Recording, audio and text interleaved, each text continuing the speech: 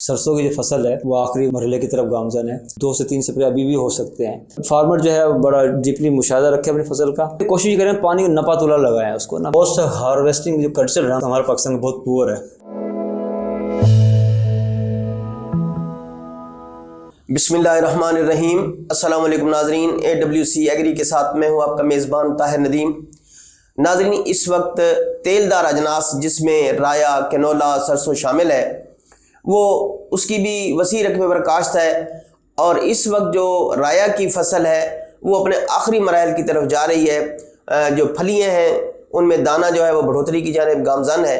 तो आज हम उसी हवाले से बात करेंगे कि हमारे काश्तकार जो सरसों की पैदावार है उसमें किस तरह ज़्यादा से ज़्यादा इजाफा कर सकते हैं।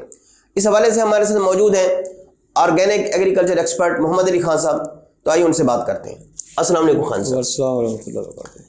खान साहब को इस बारे में फरमाएं कि हमारे ऐसे काश्तकार भाई जिन्होंने तेलदार अजनास में राया, सरसों या कैनोला काश्त कर रखा है, तो उसकी बेहतर मैनेजमेंट किस तरह करें।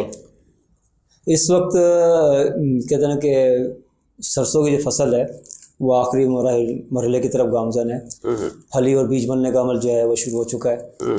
और इस सूरत के अंदर बीज को सेहतमंद मोटा करने के लिए, फली का साइज़ बड़ा करने के लिए और फली की साइज़ को बढ़ाने, मिकदार को बढ़ाने के लिए, ज़्यादा मतलब फलियाँ बनाने के लिए इसमें पोटाश का जो है इस्तेमाल जो है वो बहुत अहमियत का हामिल है। और इसके साथ सल्फ़र भी जो है इसमें ख़ासा रोल प्ले करता है। तो इसमें जो SOP है उसका जो है SOP का जो है मतलब इसमें स्प्रे किया जाए, और क्योंकि SOP के अंदर पोटाश भी है और सल्फ़र भी है। और पानी के अंदर जो है तकरीबन 8 से 10 किलो जो है वो पोटाश के साथ जो है वो 8 से 10 किलो जो है एक्स्ट्रा सल्फ़र उसको भी आप फर्टिगेशन कर दें। ऊपर जो है फोलियर में जो है इसका वो आप मल्टी न्यूट्रिएंट्स के साथ की कुछ मिकदार जो है वो SOP की मिला के उस पर स्प्रे करें। 2 से 3 स्प्रे अभी भी हो सकते हैं। तो इंशाल्लाह ताला आप देखेंगे इसमें फली का साइज़ भी अच्छा होगा और फली के अंदर जो दाना है वो भी अच्छा मोटा होगा। और वो ऐसा नहीं होगा कि फली तो बन गया लेकिन अंदर से दाना नहीं बना। ये सूरत भी काफ़ी हद तक ख़त्म, ये शिकायत भी ख़त्म हो जाएगी और इससे इंशाल्लाह ताला आपको एक बेहतर पैदावार जो है वो हासिल होगी। मल्टी न्यूट्रिएंट्स हैं, उनमें से कौन कौन से न्यूट्रिएंट्स जो है ना वो इस्तेमाल करने चाहिए। मल्टी न्यूट्रिएंट्स में तो इसमें सारे तकरीबन जो इस वक्त जितने भी इस वक्त ज़रिए सांझ में दरियाफ्त हो चुके हैं ये मल्टी न्यूट्रिएंट्स तकरीबन सारे आ जाते हैं। तो इसमें जो अज़्ज़ा सगीरा है और अज़्ज़ा कबीरा है, कुछ मिकदार इनकी भी होती है। तो ये तकरीबन सारे मल्टी न्यूट्रिएंट्स इसमें आ जाते हैं। ये जिंक है, बोरान है, आयरन है, बिल्कुल ये सारे। तो ये इसमें इसकी इस्तेमाल से क्योंकि मौसम भी अब माशाल्लाह कितना थोड़ा खुलने के तरफ जा रहा है और धुंध का सिलसिला भी थोड़ा सा कम हो गया है। अब धूप का सिलसिला भी बेहतर हो गया है। अब इसमें वेजिटेटिव ग्रोथ भी हो, कुछ ना कुछ मतलब वेजिटेटिव ग्रोथ की तरफ भी फसल गामजन हो चुकी है। और बीज जो है फली है वो भी मतलब बढ़ोतरी की तरफ जा रहे हैं। तो इस सूरत हाल में जो है ना कि फसल जो है ना अपना जो है ना अपने अख्ताम की तरफ जा रही है। तो इसमें फार्मर जो है बड़ा डीपली मुशाहिदा रखे अपनी फसल का और ये चीज़ें जो इसको सामने बयान की गई हैं इस पर अमल करें और इंशाल्लाह ताला अल्लाह ने चाहा तो ये इनको बहुत अच्छी फसल हासिल होगी। खान साहब, चूँकि ये सरसों का जो पौधा है इस पर भी फलियाँ बनती हैं और जैसे जैसे फली में दाना बनता है उसका साइज़ बढ़ता है, वज़न बढ़ता है, तो पौधे पर भी लोड आता है। तो इसमें भी कोई ख़तरा होता है कि पौधे के गिरने का।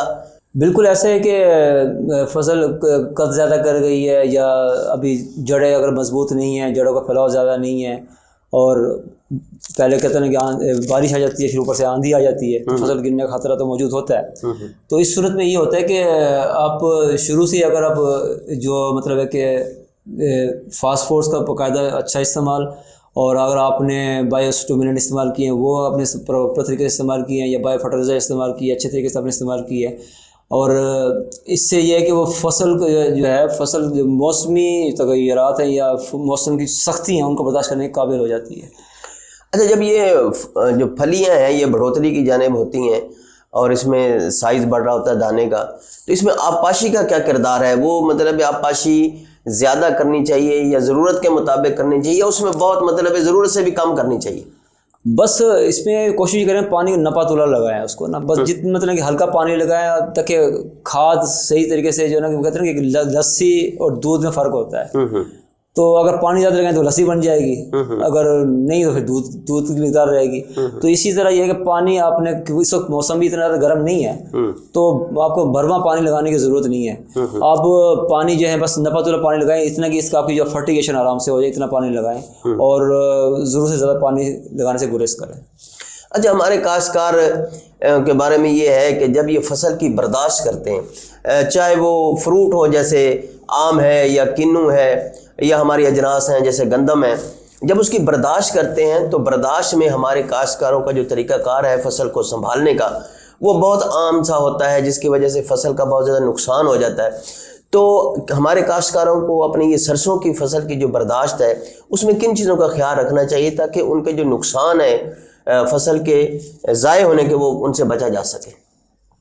देखो, ये जो कहते हैं कि हम पोस्ट हार्वेस्टिंग जो कल्चर है हमारे पाकिस्तान में बहुत पुअर है, और इसमें हम फार्मर जो ग्रोअर्स हैं हम अपना नुकसान खुद ज़्यादा करते हैं।